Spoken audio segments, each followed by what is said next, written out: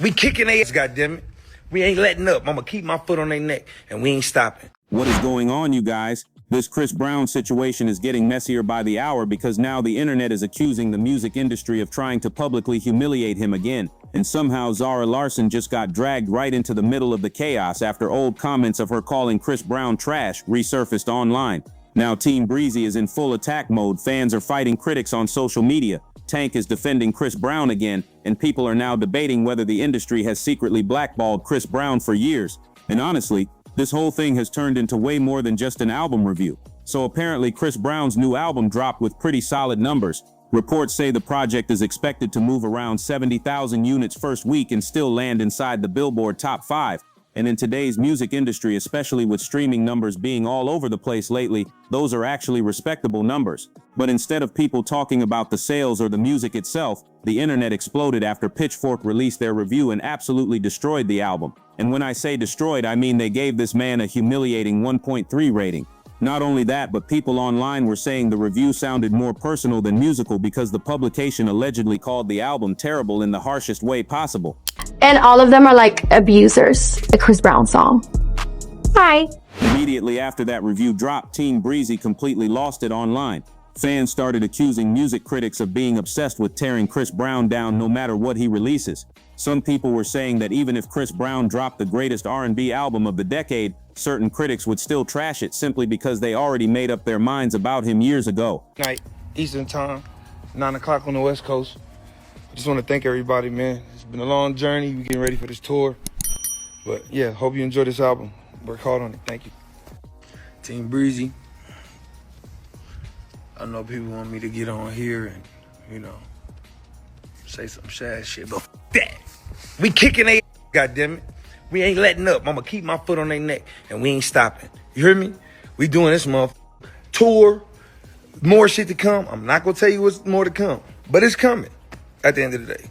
I don't give a what these is talking about. I know exactly who my fans is, and I know exactly who hearing this album.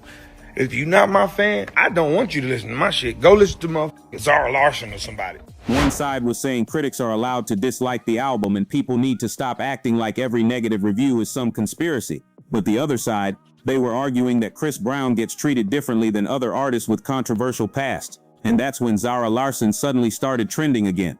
Now, if y'all remember, Zara Larsson has publicly criticized Chris Brown before. Old interviews and clips resurfaced where she basically said she blocks artists she considers abusive from her playlist. And Chris Brown was one of the names she mentioned specifically. Then people started reposting old screenshots claiming Zara once held up a sign or shirt saying Chris Brown is trash. Whether people agree with her or not, those old comments are now making rounds again because Chris Brown himself appeared to reference the situation while addressing the criticism surrounding the album.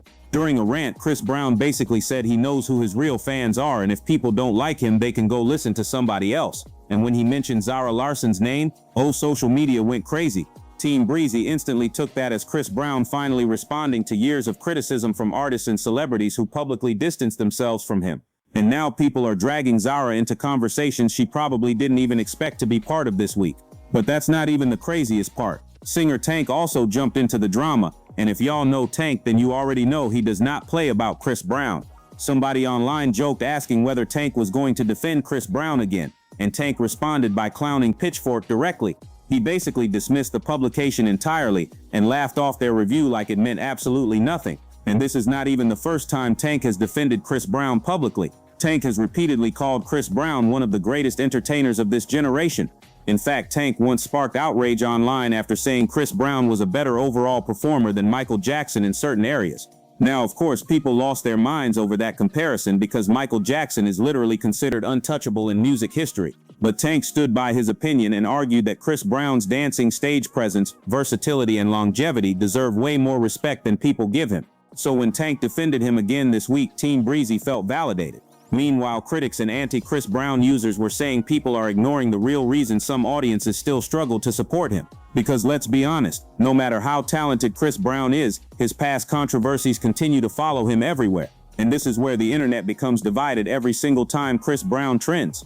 Some people believe Chris Brown has already paid the price professionally and personally for his past mistakes. They point to the fact that he still struggles to receive industry support despite maintaining a loyal fan base for nearly 2 decades. Others feel that public criticism is completely justified because celebrities should still be held accountable for their actions no matter how much time passes. And honestly, that debate never ends online. Every time Chris Brown drops music, goes on tour, or trends for anything positive, there's always another wave of people bringing up his past. Meanwhile, his fans argue that other celebrities accused of serious things still receive support from major platforms without the same level of backlash. That double standard conversation is becoming louder again because fans feel like media outlets are harsher toward Chris Brown specifically. And another thing people noticed, despite the criticism, Chris Brown still has one of the strongest fan bases in R&B. Like, let's really talk about it. No matter how many controversies happen, this man still sells out tours, trends online, gets millions of streams, and dominates social media conversations.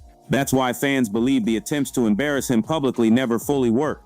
People online were even pointing out that if an artist can still move huge numbers after this many years of backlash, then clearly there's still a massive audience supporting him regardless of what critics say. Now, whether you agree with that or not, it's obvious Chris Brown's fan base is extremely loyal. And some fans are now saying the Pitchfork review accidentally helped the album because it made even more people curious enough to go stream it themselves just to see whether the criticism was deserved. You know how the internet works. Sometimes bad press turns into free promotion, but at the same time, there are also people saying Chris Brown constantly positioning himself as a victim of the industry is becoming repetitive.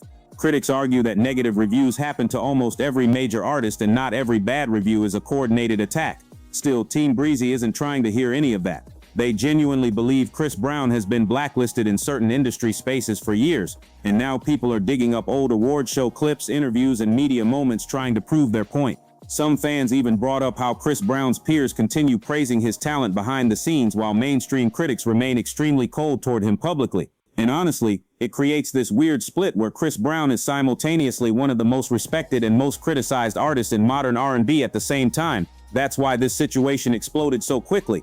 Because this isn't just about Zara Larsson anymore. It's not just about Pitchfork anymore. And it's not even just about one album review anymore. People are now debating cancel culture, celebrity accountability, media bias, fan loyalty, and whether public redemption is actually possible in entertainment. And once those conversations start online, it turns into complete chaos every single time. Now, another thing adding fuel to the fire is Chris Brown's upcoming tour plans. Fans are already hyping future performances, and Team Breezy keeps saying critics can say whatever they want, but ticket sales and fan support speak louder than reviews. And to be fair, live performance has always been one of Chris Brown's biggest strengths. Even people who dislike him personally often admit that he's an elite performer on stage. So fans are basically arguing that critics can hate the album all they want, but audiences are still showing up in real life.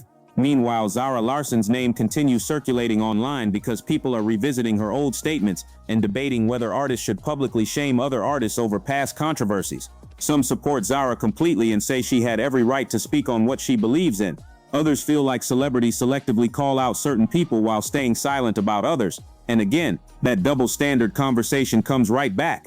At this point, the internet is completely split down the middle. One side sees Chris Brown as an unfairly targeted superstar who can never escape his past no matter how successful he becomes.